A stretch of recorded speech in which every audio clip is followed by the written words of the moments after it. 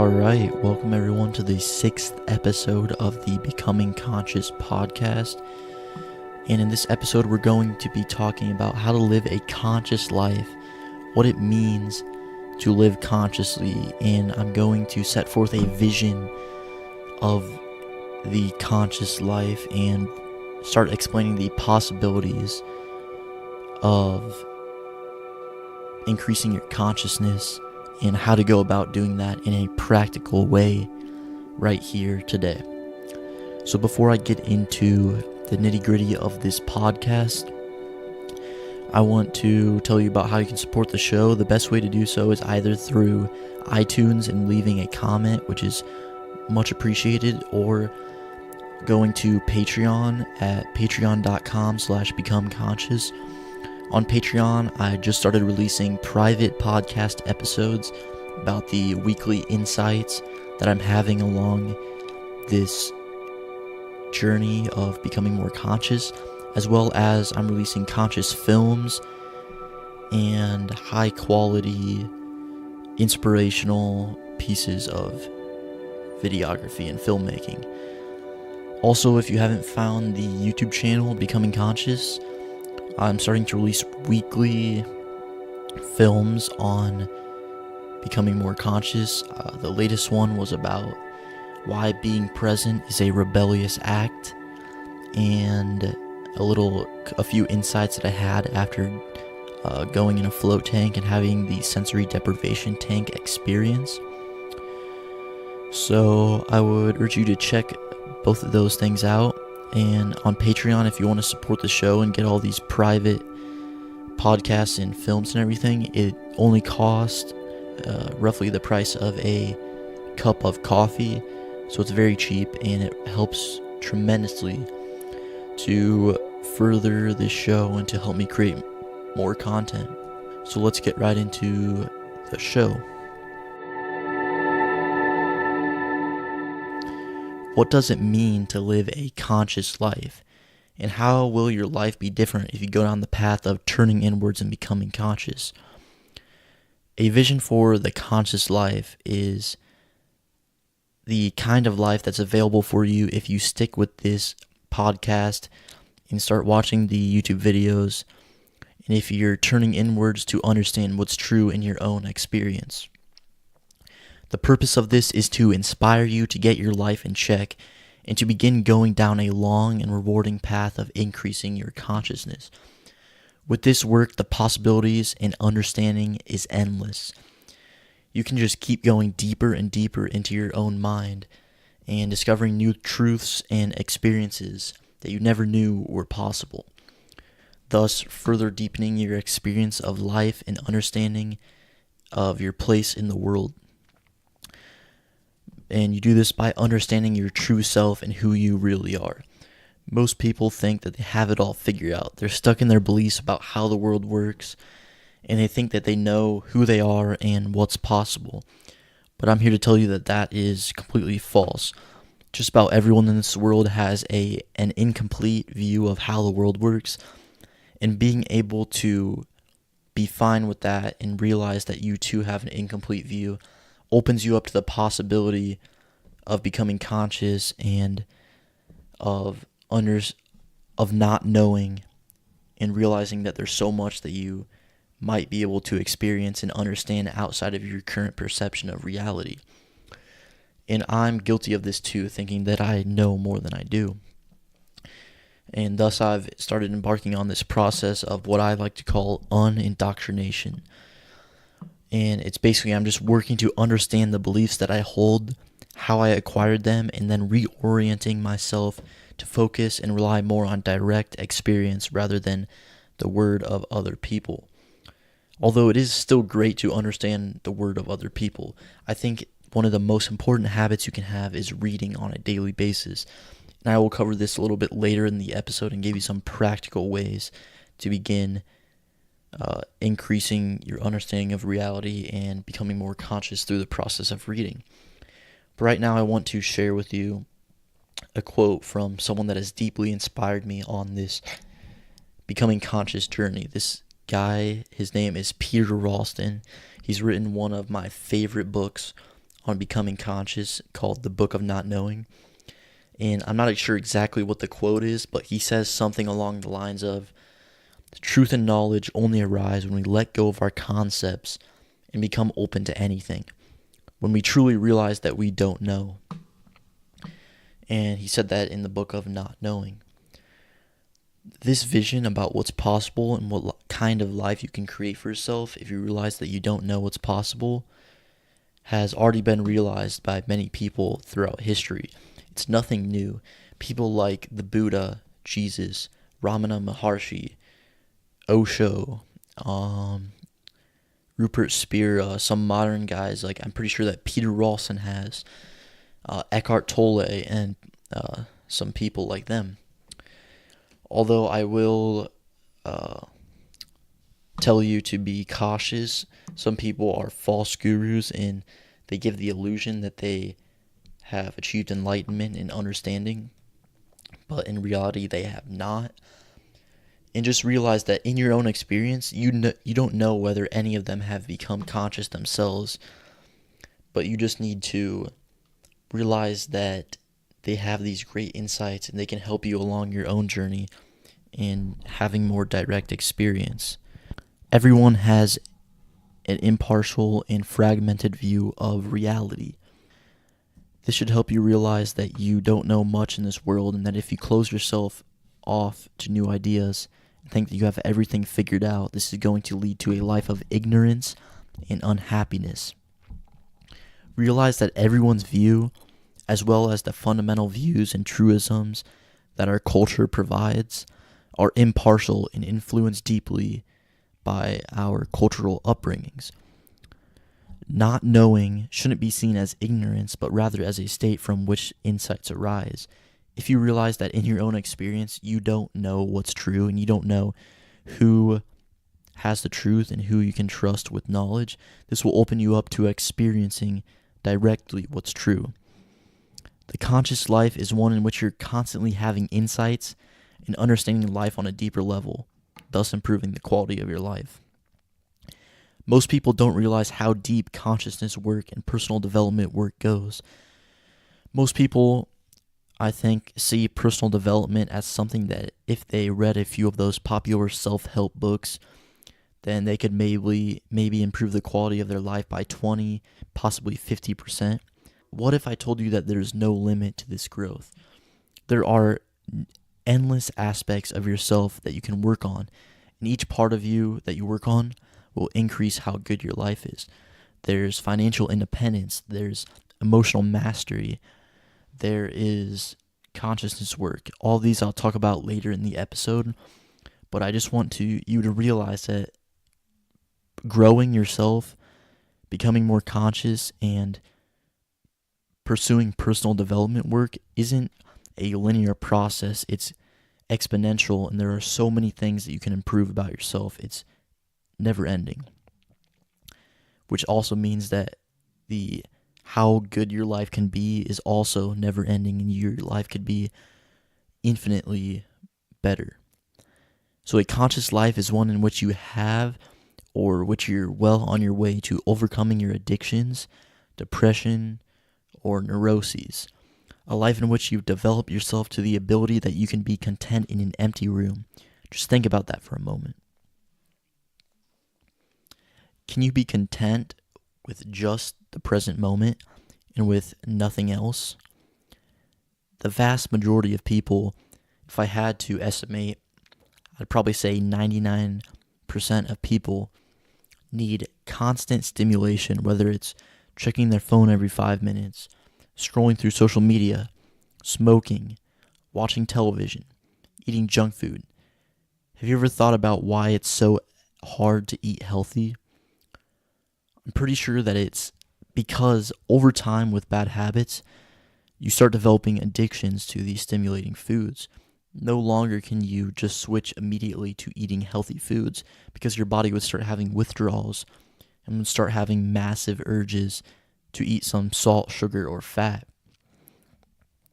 But moving on, a conscious life is one in which we've overcome these obstacles. We get past our urges and desires in order to create a life of increased joy and bliss. a life where we're truly excited to wake up every single morning because we have taken back control over our own life. It's possible to make your work your highest passion and your creative calling in life. I'll talk about this one in the next part of the episode, where I talk about some of the goals that you should have in order to pursue a conscious life. But overall, most people go through life trying to be successful without shying too far out of their comfort zone. They want comfort and a good life at the same time, but they don't realize that discomfort is the only route to a conscious and amazing life.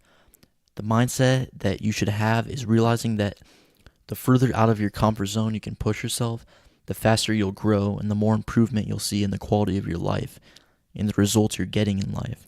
And becoming conscious and getting all these benefits of living a conscious life isn't going to be easy. It's going to be very hard, in fact, because it's the road less traveled. You're going to be lonely at times. After all, not many people are pursuing this path and are going against the societal norms. That's why they're the norms in the first place. So this will involve discomfort, and you must realize that we only grow and create a life truly worth living when we start becoming comfortable with discomfort. So implementing what I talk about on becoming conscious will push you further and further out of your comfort zone. And if you see that as a positive thing, you will grow the fastest. Living a high conscious life means living to the peak of human potential. The famous 20th century psychologist Abraham Maslow called this self-actualization in his famous hierarchy of needs pyramid. And at the very top of the pyramid is self-actualization, reaching the peak of human potential. Well, at least that's what most people think. But what most people don't know is that near the end of Maslow's life, he added another tier to the hierarchy of needs called self-transcendence. This stage is reached by focusing on things outside ourselves like spiritual awakening and experiencing the unity of being. And this is exactly what becoming conscious is all about.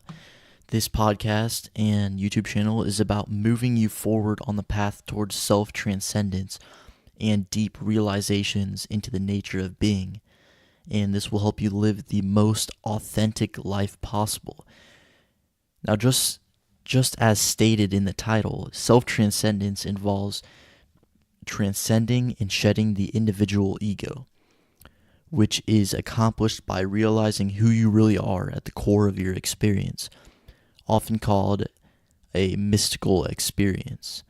And I plan on making videos in the future talking about and demystifying the mystical experience, or at least making it seem less out there and more concrete and practical. And I want to recommend a book. If you want to get started on the path of self-realization today, I would highly recommend The Book of Not Knowing by Peter Ralston. I will link it in the show notes. This is a book that I'm rereading at the moment. I already read it in spring of 2018, and now it's the fall of 2018 if you're listening to this in the future, and I'm rereading it, and there's so many insights that you can gain from this book, and it's one of the most practical books you can find on becoming conscious and how to realize the nature of self and mind. So, Abraham Maslow's greatest work involved showing people what's possible in their life and giving them a vision to work towards. This vision was self-actualization and self-transcendence. And this also was becoming conscious, or what this episode is about, It's about giving you a vision for what's possible. And the vision for the conscious life is one in which you end up reaching self-actualization and ultimately self-transcendence. So I want to kind of demystify the self-transcendent experience just by showing you that it's not this new age or unique thing. It's been around in cultures throughout all of history. So a few different terms that all point toward self-transcendence, or what Aldous Huxley likes to call the perennial philosophy, which is basically the underlying wisdom that all cultures share. But basically, here's a few different examples. It's in ancient Greek philosophy, it was called ataraxia. In Buddhism, it's called enlightenment. In modern transpersonal psychology, it's called just that, self-transcendence. In Hinduism, there's multiple different names because in Hinduism there is a lot of cultural techniques to realize this. That's why India has the most amount of enlightened people in the world. And in Hinduism, they call this either Samadhi, Atman, or Brahman. But the list could go on. The reason you don't often hear about this vision in this way of life is because our culture doesn't promote it. In fact, the habits of our culture are very detrimental to this pursuit. We have to transcend the negative forces of our culture in order to thrive in this work. This is the idea that I delved into in my latest film on YouTube titled Being Present is a Rebellious Act, because the vast majority of people in our Western society are just doing the exact opposite of becoming conscious. So if you want to be present and become more conscious, you have to go against the grain of society. In my own life, everyone around me is pretty average. Most people around me are very neurotic. They have tons of minor addictions like cell phone addictions, TV addictions, junk food addictions, etc. And no one around me that I'm currently aware of is on the path to realizing their full potential in self-actualization. That's not to say that those who are on this path are superior or somehow better because they are pursuing this vision. I'm just saying this so that you realize there aren't very many self-transcended or conscious human beings around us, that we need to go against the grain of our society to make true progress from within. And this is why most people don't know what's possible in life and why I have to make this in the first place.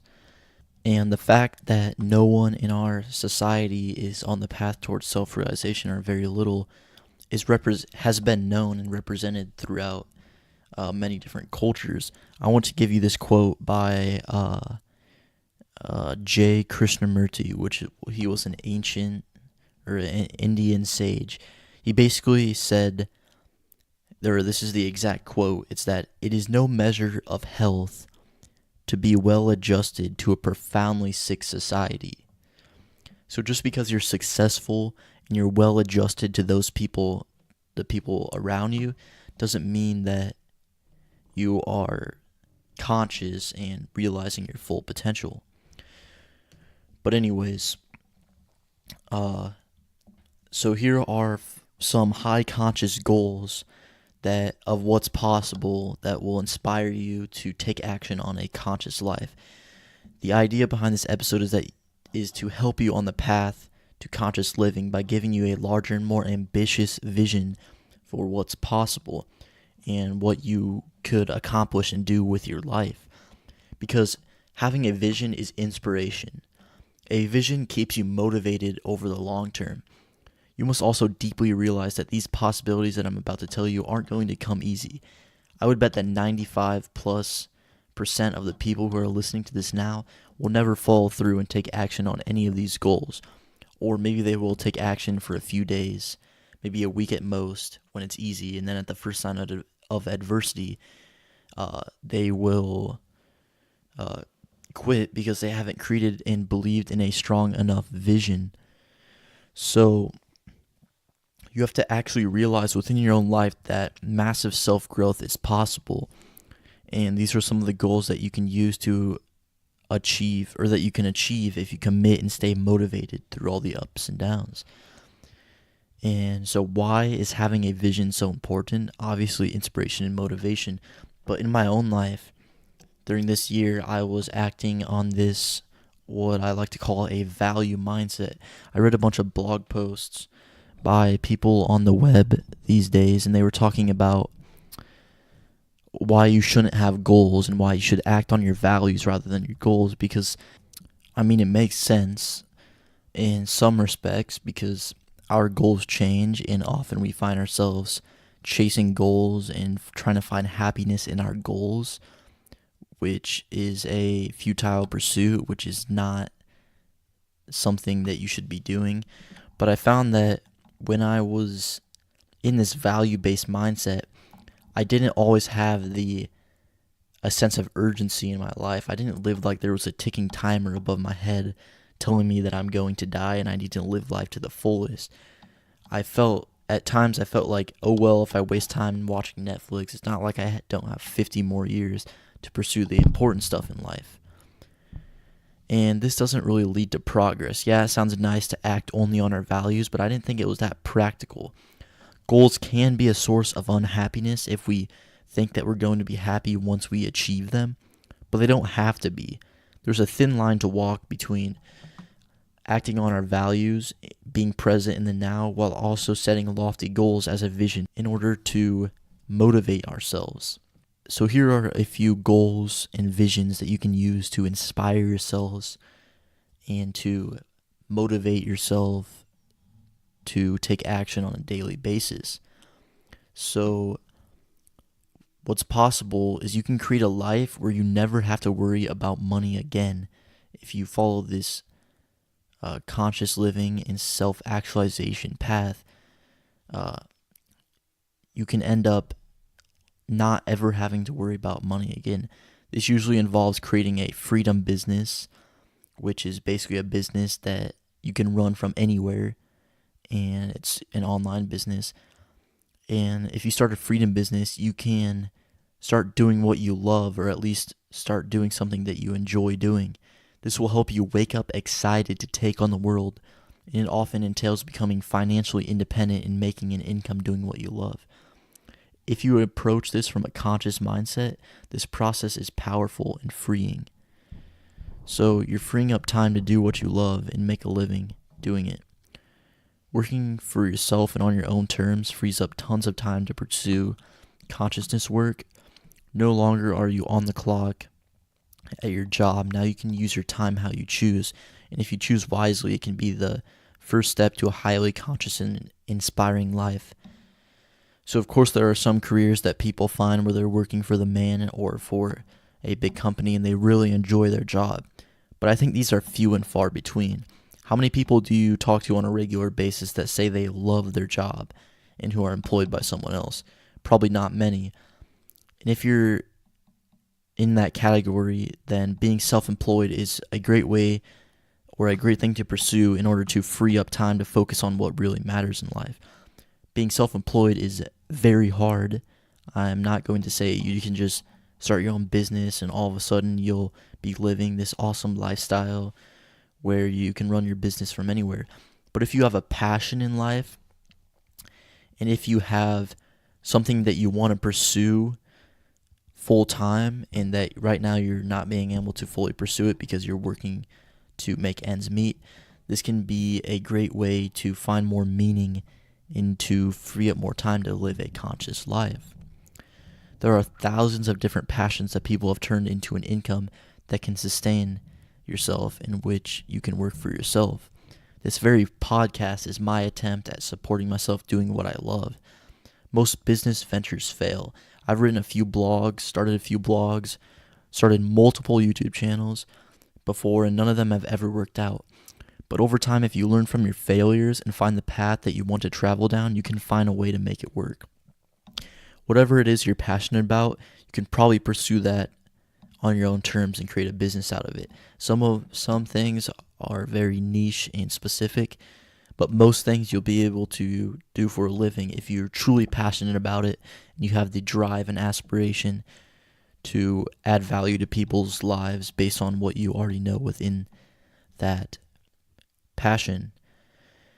And this will end up bringing you much more fulfillment and satisfaction in your life in the long term.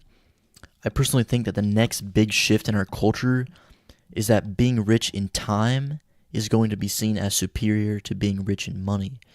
Maybe not in the near future, but we're already seeing this starting with thousands of books, blogs, podcasts, YouTube channels, or any type of online business.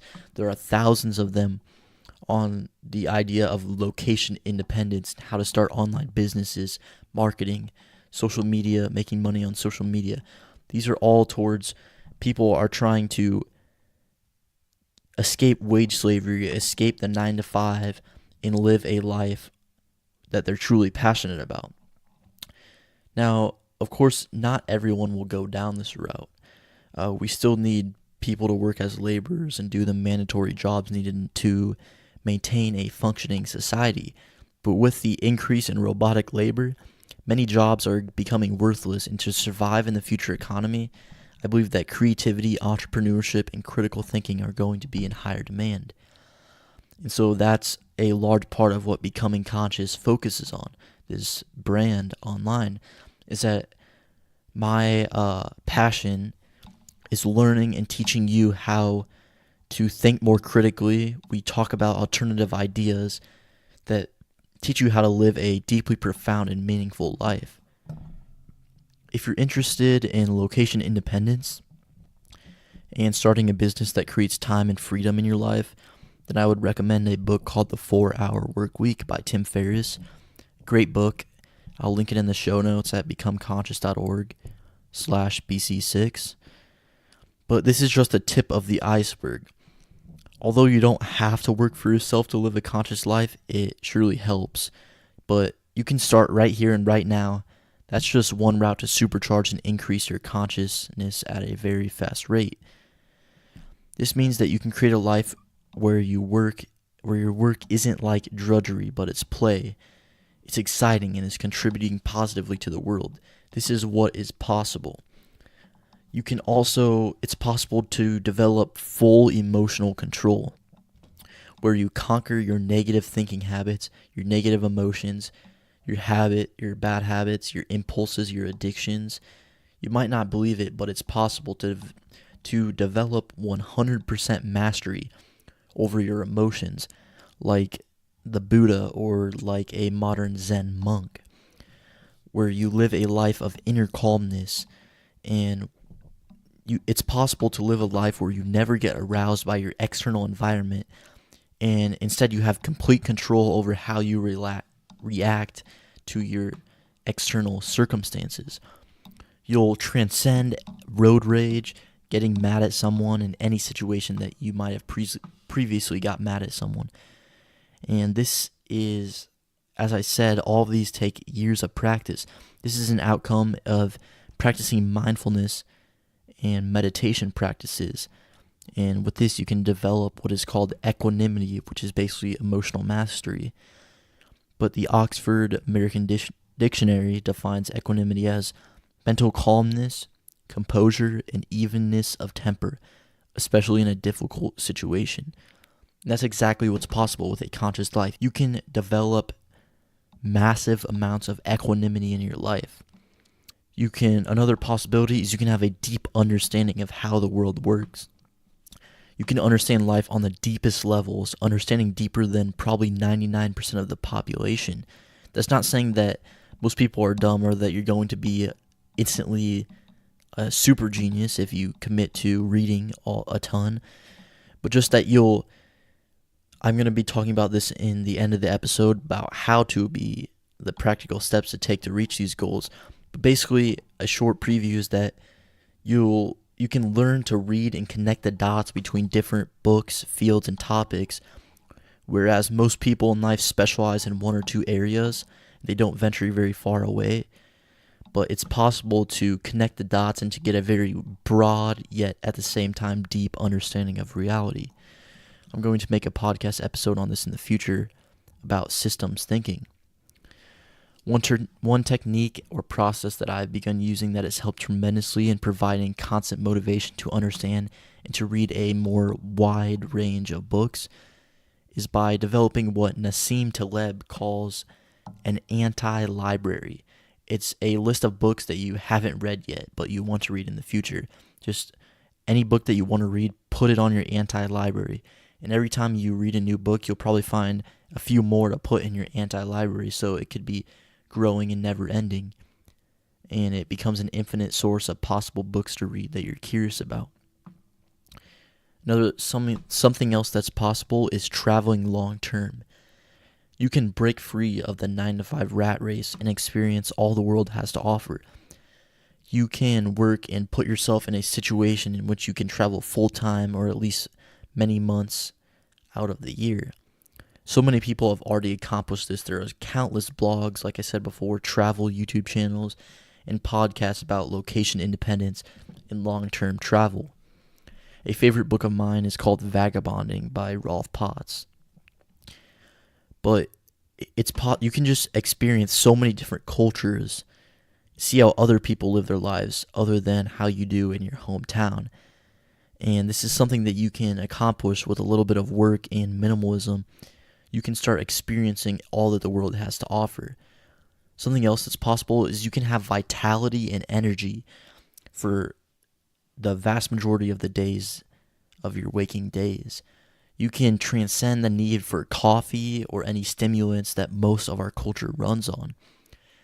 You can get to a point where you are running on purely natural energy. If you become passionate about your work and about your pursuits, this will create more energy within you, because if you're motivated to pursue a goal, that's energy right there. That's energy behind something that you want to create. And if you're living a conscious life, you also will start eating healthy and exercising and just living a fully energetic and passionate life. Another thing is you can become a leader. You can start inspiring other people. If you have an idea, you can create a tribe around that idea and any idea that you're passionate about. I got this idea from Seth Godin. He kind of showed me that this is possible. Seth Godin, in his book called Tribes, talks about why everyone these days belongs to multiple tribes and groups, and why leading and inspiring other people and creating a tribe of your own is the most invigorating life of all. You don't have to follow and watch other people create the life of their dreams. If you have an idea, a belief, something you're passionate about, with the power of modern technology and the internet, you have all the tools at your fingerprints to create a mini movement around your beliefs and vision. You can also become creative and start contributing completely new ideas into the world. You don't have to work doing the same thing every single day of the week. When you become a leader and start creating a life of financial independence, this also leads to an increase of creative and insightful ideas. But you don't have to be financially independent to do that. With conscious effort, you can create a life of creativity and passion for yourself. And a big one of this channel, what's possible is you can realize enlightenment. It's not some abstract. Enlightenment is not abstract. It's not, although you can't understand it with concept, it's a practical realization and experience that you can achieve in your daily life. Understanding the true nature of existence through experience is enlightenment, and most people don't even know it's possible. It's what Maslow called self-transcendence. It's what many religions have called samadhi, or self-realization, or the highest achievement of religious realizations. Our culture doesn't really promote this at all, because most people think that enlightenment is some far-out ideal that no one reaches unless they're monks and they commit their entire lives to the process. And a lot of people think that they're above enlightenment. There are so many people in the West who are atheists, and they're just against religion altogether. They think that their rational mindset of logic and the scientific process yields more truth than religion and spirituality. But what they don't understand is that the rational mindset is a belief just like the spiritual belief. You're believing in many cultural assumptions that are contradictory to thousands of years of spiritual insight. So I've come to believe that the atheism mindset is just as dogmatic as any religious mindset is. Something else, another goal that you might have is you start savoring the finiteness of life, living every moment with the fact in mind that you're going to die and then acting accordingly. Some people venture as far as to contemplate this every once in a while, but I haven't met anyone personally who lives in this mindset every single day. What if you lived every day with a sense of urgency, as well as a sense of sacredness, because you understand the importance of taking it all in and experiencing everything that life has to offer? What if you could have no regrets on your deathbed, truly living life to the fullest so you have no regrets when you die? To know that you went all out and soaked in everything that you possibly could that life has to offer. You know that you aren't perfect, but you appreciated and lived life as deeply as you possibly could. Again, I'm not trying to put people in this community that achieve these things on a pedestal, but you should realize that most people in life never achieve any of these things. That's why we don't think that it's even possible. They might achieve one or two if they're lucky. So try not to get your motivation from the habits of your culture, but rather from people who have already accomplished these goals. There are many different sources of motivation and inspiration for these goals and this vision.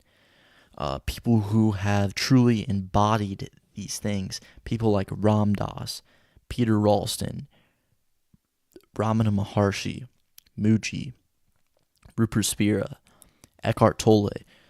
Or there's people in other fields like financial independence. You can look up to Rolf Potts, Tim Ferriss.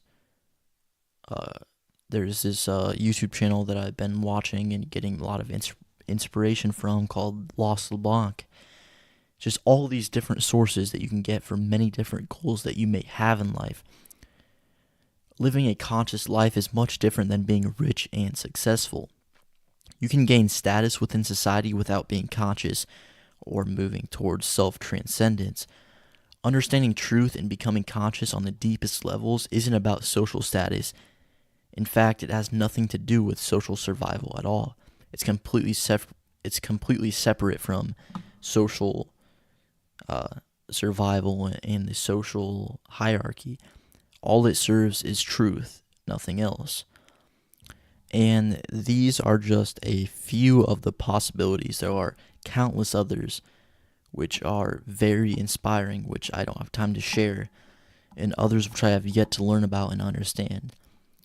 So the final section of this podcast, I'm going to be talking about how can you go about becoming conscious and achieving these goals and ideals. I first want to note that becoming conscious is a lifelong journey. It doesn't come easily. You're going to have to work your ass off to achieve these things. That is why no one is living a high conscious life, and everyone is living in an undesirable state of being. Most people are living in depression, anxiety, worry, or in a neurotic ADHD-like state, because our society has this effect on us and no one is putting in the work to consciously counteract this cultural negative push and to live a life truly worth living. This isn't a life for someone who gives up when times get tough and who has a fixed mindset towards life. So here are a few ways and perspectives which will help you start becoming conscious today. A huge one is learning. Learning should be your highest motivation. You need to commit to being a lifelong learner and to pursue massive amounts of learning outside of school, and whether it's high school, college, university, postgrad, or undergrad. Anyway, you need to pursue deeper knowledge than these institutions are giving you, because the deepest knowledge isn't being taught in schools. You're not learning what enlightenment is, how to practice meditation and stuff like this in schools. You can only find it in books of that nature. So right now, you can take action. You can buy a few books that could completely change your perspective on life. All it takes is 2 books all for $20. Any book about self-improvement, exploring consciousness, philosophy, any of that. These are very powerful books, and they have the possibility to completely change your life for the better. So I'm guessing that most of you that are listening haven't read but a few books in the last year. I personally think that living a conscious life, you need to read at least a few dozen books a year. So my philosophy is just to sit down and read the freaking book. Stop making excuses and just commit.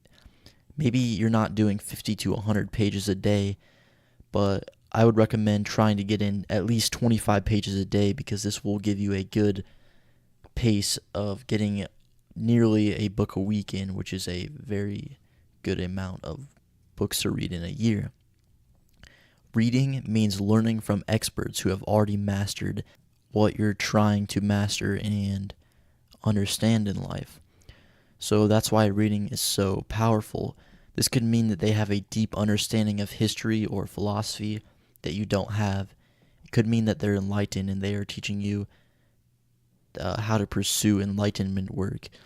Or it can mean that they're on the spiritual journey just as you are, but they have something to share that you don't because they're a little bit further on the path, which is kind of what this becoming conscious is about. Every single day I'm pursuing enlightenment and consciousness work, and I'm sharing with you guys the insights and experiences that I'm having along this journey. If you want book suggestions on this works, I would recommend signing up to my weekly newsletter on my website, because I release every single week. I release the books that I'm reading, so you might want to check that out. But reading is one of the most valuable habits to have because it fosters critical thinking and it creates an increase in your understanding. Like all the goals that I was talking about before, if you want the deepest understanding of life with interconnectedness and a systems thinking mindset where you're connecting different topics and getting a macro perspective of life, I would set the goal of trying to get to the point where you're reading at least a book a week, and then keep that habit for as long as you possibly can. Then the second major action point that I'm going to suggest in this podcast is develop a consciousness practice. And this could be in any form, but develop a consciousness practice in order to experientially understand reality on the deepest levels. The goal of these practices, there's a few different outcomes. They will help you develop a lot of emotional mastery and contemplation, as well as control over your addictions. But ultimately, they are to help you understand reality, and more specifically, they're to understand the nature of self and mind and understand who you are at the deepest levels. It doesn't matter what consciousness practice you're doing, just start somewhere with whatever practice is most familiar to you and then go from there. I would suggest testing out different practices out and figuring out which one is the most effective for you. For the Western rational thinking person, I would suggest self-inquiry and contemplation into the nature of awareness. These are what I'm working on presently. And with contemplation, I just find that I'm going deeper and deeper than I ever went before with my mindfulness meditation habit. I'll be making episodes on both of these practices and how to go about implementing them in future podcast episodes. But for now, there are plenty of books to read on this topic. If you start with the Book of Not Knowing, that will be a great start. So here's one of the traps that so many people fall into. It's not putting in the work and relying on other people to give you knowledge and understanding. One of the biggest traps in the realm of spirituality and consciousness work that I see on YouTube, podcast, or whatever it is, so many people listen to all these YouTube videos about enlightenment, but they never actually sit down and try to experience these things for themselves. They just take it as a dogma and belief system without ever actually experiencing it and understanding it in their own experience on the deepest levels. I would tell you to avoid this trap. Even on this channel and on this podcast, I'll be releasing a few pieces of content a week, but make sure that this isn't the only source of information that you're getting on enlightenment work, consciousness work, and how to become more conscious. I personally fell into this trap on YouTube and listening to content about self-actualization, enlightenment work, and self-transcendence. It was in this channel called Actualized.org, which I think it's a good channel, but it's so detrimental to so many people because the way that this guy speaks, he's very persuasive, and most people just watch his content and don't ever go out and do the work for themselves. So it just becomes kind of like a cult, or like people are just mindlessly following this dude on this channel called Actualized.org, and they're just using non-duality as a belief system rather than a mechanism for understanding. So like on this channel, every single piece of content is over an hour long, and it can take a lot of time to listen to this content. Most people, that's like a lot of their extra free time, so they don't end up spending extra time learning and reading other books and sources of information. So all you have to do is look in the comment section of those videos and you'll see what I'm talking about. But that doesn't mean that these channels or sources of information are inherently bad. It just means that if you're going to listen to them, you have to make sure and be extra careful in that you are not believing it and falling victim to the confirmation bias where that's all you're listening to. So I think that that's where kind of critical thinking, skepticism comes in that having your own experiences and realization is so important on this path. And that's why you should always be skeptical of all the stuff that you listen to and focus on direct experience over all else. That's why I set up this thing on my website. It's called a community page at becomeconscious.org/community. It's basically like a forum where I want this to be a place where like-minded people on the becoming conscious journey give each other constructive criticism, build each other up, and have conversations about all the stuff that I talked about in this video about contemplation, self-inquiry, meditation, and the vision of a conscious life. And so I just wanted to mention that. So if you want to connect with people about this, that's kind of a way to, it's a good community and support page to stay on the conscious path and to not fall off of it. So finally, the last steps that you can take, or there's plenty of other steps, but the last steps that I'm going to mention in this podcast, you can start freeing up time and getting rid of bad habits. Getting rid of bad habits is so hard to do, but yet it's so important if you want to move on to higher levels of consciousness and growth. You need to work towards watching your impulses and urges and letting them pass rather than immediately reacting to them. This is going to be very challenging, and you're definitely not going to stop all your negative habits in a day, a week, or even a month. But with practice, you can get to a point where you no longer feel the urge to eat unhealthy foods, to check social media every 2 minutes, to watch TV, and stuff like that. Or any of these urges. You can kind of eventually transcend these urges. A practical step that I'm going to leave you with is that sometimes the best motivator in life is death. So here's a little thought experiment to do. Imagine that you had 1 year left to live. In 365 days, you're going to die. You have some disease or something. Just imagine a scenario. What would you do in those 365 days if you were fully capable? What would you regret if you died today that you didn't do? And then once you have your answers to these questions, start working towards a life without those regrets. Be practical. Set specific goals that are motivating. Set a daily, weekly, and monthly action plan as well as where you want to be in 3 months, 6 months, a year, 2 years. Setting these 2-year goals may seem like very impractical because who knows where you're going to be in 2 years. But it's not that you're going to be that far in 2 years. It's that you have something to work towards and you have a vision in mind. So if you start working towards this vision of a conscious life every single day and using some of these practices and steps that I mentioned in the in the final third section of this podcast, I assure you that you will make progress. And one day you will wake up and realize that you're excited to conquer the day because your quality of life has increased tenfold since today, and you are just filled with energy, pursuing your passion. You have complete control over your emotions, and you really understand life on the deepest levels. This is kind of what I want to leave you with. This is what's possible if you live a conscious life. So I hope this kind of inspired you a little bit to pursue this a little bit further. And thank you guys all for listening. Again, the show notes with all the links and mentions of stuff in this episode can be found at becomeconscious.org/BC6.